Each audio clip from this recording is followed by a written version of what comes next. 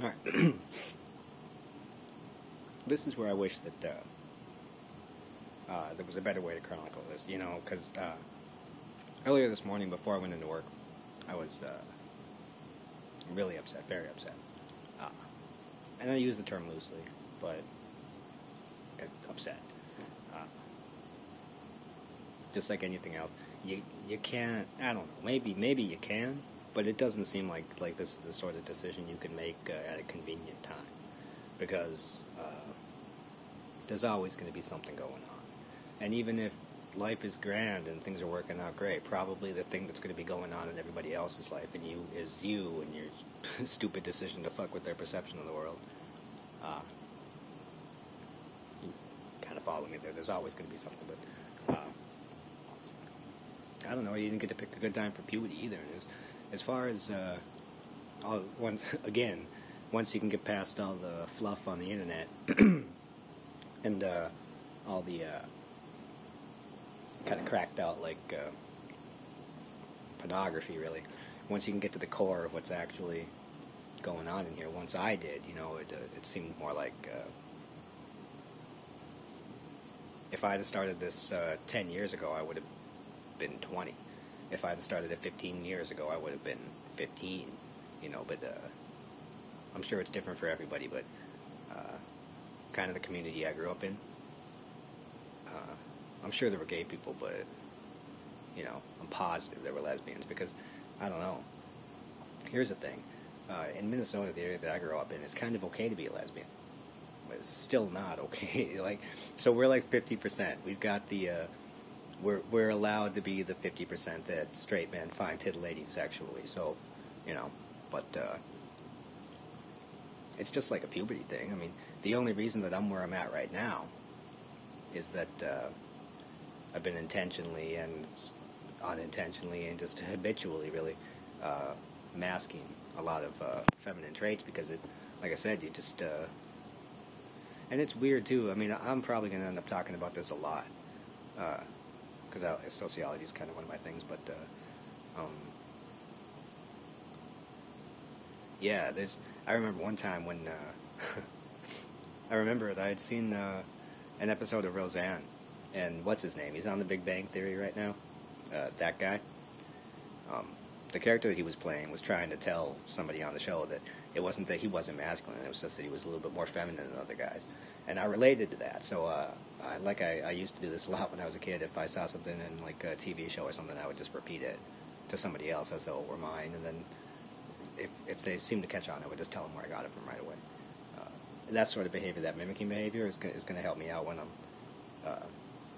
paying closer attention to the way that women move and the way that they dress and the things that work for them and makeup and clothing and all of that. If that same kind of scene and then mimicking is apparently fine, because that's that's what genetic girls do. You know, when they're born, they're girls, but then their bodies start to develop and they start mimicking what the women around them do, and then through doing that, combination of behaviors forms a unique personality. But you know, like 30 years old, so it's not like I'm a million fucking years old and I finally decided to do this now, but it's a little late for puberty, especially the second time, considering how great it went the first time. You know? Anybody, you guys can feel me on that, like, this is not something I'm looking forward to going through again, but this time I think I'll get it right.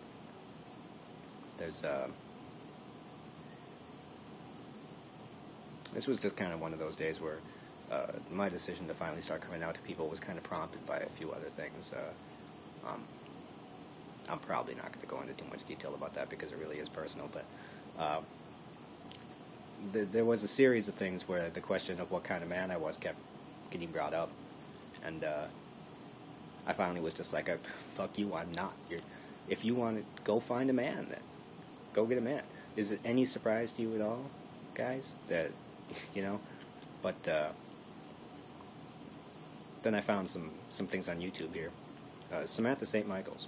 If you can go through my favorites, and I went to Hypno and bought some of her fucking hypnosis things because it's what I need to hear, you know? And it's nice to know that somebody else would say these things, not to me personally, but hoping that they would get to a person like me in time, that You know, very encouraging stuff. Not pornographic at all, and not like overbearing. Just really uplifting. And I couldn't have picked a worse moment to let the closest person in my life know that I was going to make a major life decision that was going to require a change in body type and in habits, because, well, there's no way I can get around this fact. Now I don't think she'd care if I told you anyway, but she just had a gastric sleeve surgery, and it cuts down the size of the stomach, severely reducing the intake of food that she can actually put in. The stomach will stretch back out later. It's not a permanent thing, but while it's tiny like this, she'll develop all kinds of really good habits, and then later on, any weight that she loses, she'll be able to keep off. And some of the doctors are saying that sometimes even women and men, they have this kind of surgery take off too much, so they scroll back down, and they gain some more weight, and then they lose a little bit of weight, and they keep fluctuating until they find that body weight that they're comfortable with, and because they've had, you know, time to practice it out, they get right to where they're going. And I thought that since she was doing that, she would, and I've been really supportive to the whole thing because we live together, and I'm preparing a lot of food, and you know, I'm here for medications and stuff, and these days I'm a watchdog. Every time she takes that liquid Oxycontin medication, I'm right there to tell her that that shit's addictive and you better be careful. She fucking hates it, but you know, you gotta. It's one of those things. I thought that it would be the same way coming back and forth, but I realized now that that was I wouldn't change it if I did, but I think what she wanted was some consistency from the people in her life while she was going through these changes, and for me to say that I was going to be changing too. And I did just recently, like a month ago, start working again. It's been like since 2008. I haven't been doing so good, but finally am. I think that maybe it was just a little. I just realized something. I'm over here making a lot of hand gestures as I'm talking, because I do. You know, if I move back over here, we can get some of them in. Or I could just record on a laptop, which I don't own. I used to have one, but I got blackout drunk last night, and it suffered an alcohol-related death. By which I mean I probably threw it around. I think I stabbed it with a screwdriver. I can't imagine why. Yeah, kids, don't drink. But where was I going with that? I gotta stop doing. Well, it's just like she was a little strung out by it, and that was one of the doubts I was expressing this morning. Like if I even took my hair removal stuff and the one shirt that I have that looks kind of girlish enough to make me feel like I'm wearing something, you know, that I'm comfortable in, wrapped them up and stashed them in the basement. I didn't throw them out, but stashed them down there. Just sorry, I keep rubbing my nose like that. I work with a lot of flour. It's a pizzeria, but that's basically a specialized bakery, and there's flour constantly. So I was a little upset, and I told her about it. I was like, you know, everything that I told you guys. And when I got home from work, there was like a bag of gifts, and this stuff I like: Monster coffee energy drink and some sour candy and things like that. But also, she got me these. Here.